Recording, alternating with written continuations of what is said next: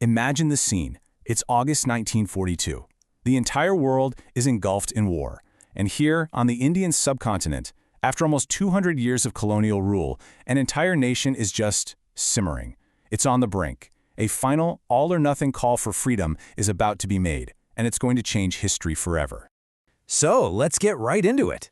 On the night of August 8th, in Bombay, Mahatma Gandhi, a man known across the globe for his unwavering commitment to nonviolence, says something that seems to flip his entire philosophy on its head. He says, "Karo ya moro," do or die. Now, this wasn't just a catchy slogan, it was a seismic shift. It was basically a command to an entire people: claim your freedom right now or die trying. And the reaction? Man, it was instantaneous. It was massive. From one end of India to the other, millions of people heard that call and answered. The country just erupted. We're talking mass protests, nationwide strikes, and countless acts of civil disobedience. This wasn't about quiet negotiations anymore. This was the people taking the struggle to the streets. But that brings up a huge question, doesn't it? How did we even get here? What was the breaking point?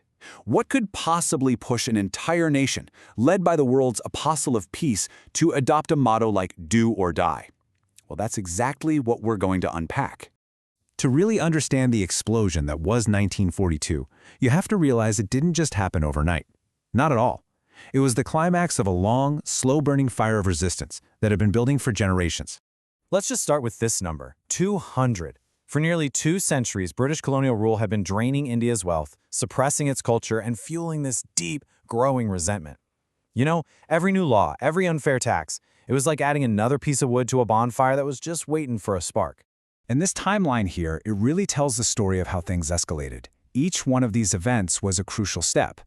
The 1857 revolt, even though it was crushed, it planted the very first seeds of a common Indian identity. Then you get the Indian National Congress in 1885, which gave that identity a political voice. Fast forward to 1920, and the non-cooperation movement shows the power of mass protest. You see the pattern? Each step built on the last, all leading to those final 2 triggers: being dragged into World War II and a diplomatic failure that just shattered any remaining trust. And this is where the hypocrisy becomes just staggering. In 1939, Britain declares war on Germany and drags India right in with them, without asking a single Indian leader what they thought. So you have millions of Indian soldiers being sent to fight and die for the freedom of European nations while their own country was still in chains. You can just imagine the pure rage that this caused back home. So Britain tries this last-ditch effort to calm things down, called the Cripps Mission. They sent a guy named Stafford Cripps to negotiate, mainly because their allies were pressuring them. But just look at the disconnect here. What did Britain offer? Some vague promise of dominion status after the war was over? And what did India demand? Simple, immediate, and total independence. The 2 sides weren't even on the same planet. The talks were a spectacular failure, and with them, any last shred of hope in British promises vanished. The door for negotiation slammed shut.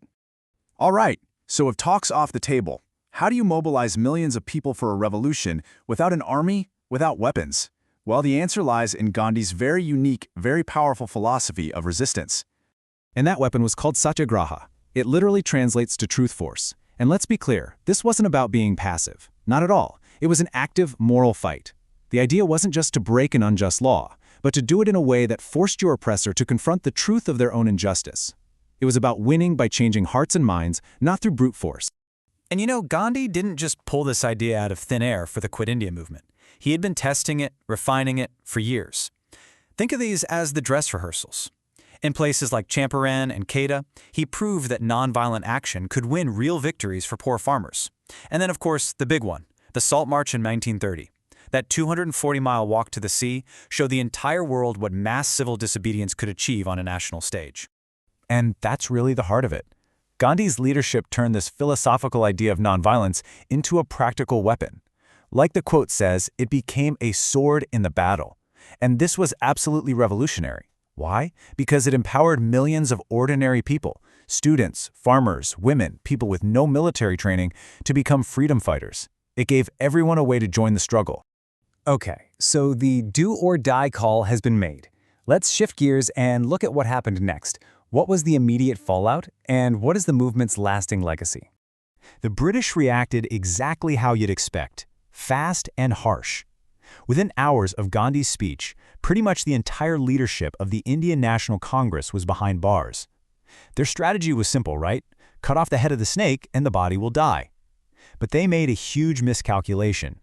Instead of dying, the movement became leaderless and spontaneous. The people themselves took over. And here's the crazy part. The harder the British cracked down, the more determined and unified the people became. And this, right here, might be the single most important result. Just look at this chart.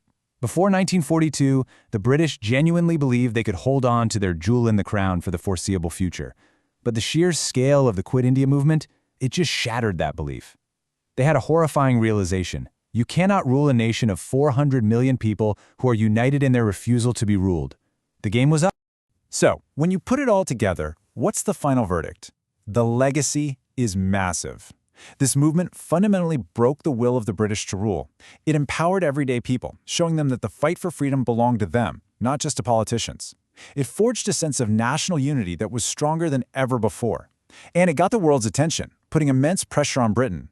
So even though the movement was technically crushed in the short term, in the long run, it was an absolute triumph.